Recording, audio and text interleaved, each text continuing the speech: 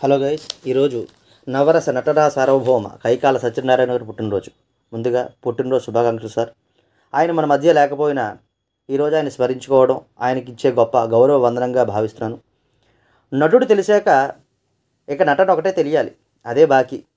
అదే ముఖం ప్రతి పాత్ర పోషించాలి, అదే రూపం ప్రతి వేషం పండించాలి, అదే మాట ప్రతి రసం చిందించాలి, అదే బాట ప్రతి అడుగు కొత్తగా వేస్తుండాలి.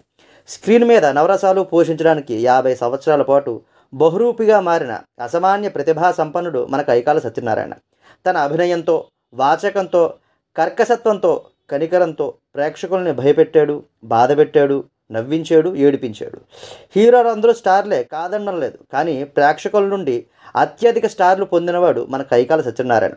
నిజంగా అతడు 1,00,000 నక్షత్రాల నటుడు. యముడంటే సాధారణంగా అందరికీ భయం ఉంటుంది, కానీ మన సత్యనారాయణ వల్ల తెలుగు ప్రేక్షకులకి ఆ భయం పోయిందని చెప్పాలి. సినిమాలో యముడు సత్యనారాయణ వల్ల ప్రియమైన వాడిగా మారిపోయాడు. యమగోళను తమిళంలో శివాజీ గణేశన్ రీమేక్ చేశారు. యముడు వేషం ఏకంగా శివాజీ గణేశనే వేశారు, కానీ అక్కడ రిజల్ట్ ఏంటి? ఫ్లాప్. ఎందుకంటే యముడు తెలుగువాడు, తెలుగుదనం ఉన్నవాడు. ఇదే మూవీ హిందీలో జితేంద్రతో రీమేక్ అయ్యింది.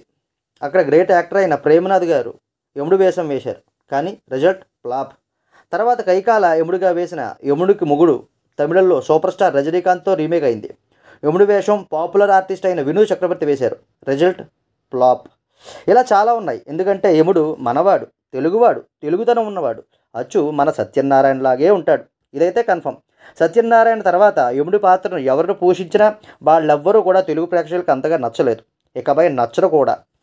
ఒక హీరో, విలన్, తండ్రి, అన్న, తమ్ముడు, తాత, బావ, ఈ జీవిత చక్రంలో ఎన్ని బాంధవ్యాలు అయితే ఉంటాయో అన్ని బాంధవ్యాలు కూడా, అన్ని రకాల పాత్రల్ని కూడా మన కైకాలు పోషించారు, మనల్ని మెప్పించారు. సీనియర్ నటుడు నందమూరి తారక రామారావు నుండి ఇప్పుడు మహేష్ బాబు వరకు అన్ని తరాల నటులతో ధీటుగా నటించి మెప్పించారు.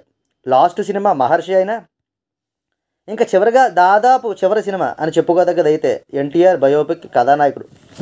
ఈరోజు ఆ మహానుడు పుట్టినరోజు.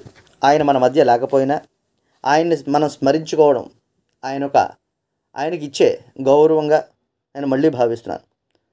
సార్, మీరు ఎక్కడున్నా మళ్ళీ మా తెలుగు ప్రేక్షకుల మధ్యలోనూ పుట్టి, మా కైకలగానే పుట్టి, మా ఘటోత్కచుడుగా, మా యముడిగా, మా దుర్యోధనుడిగా మమ్మల్ని మెప్పించాలని చెప్పి ఆశిస్తున్నాం. Happy birthday sir.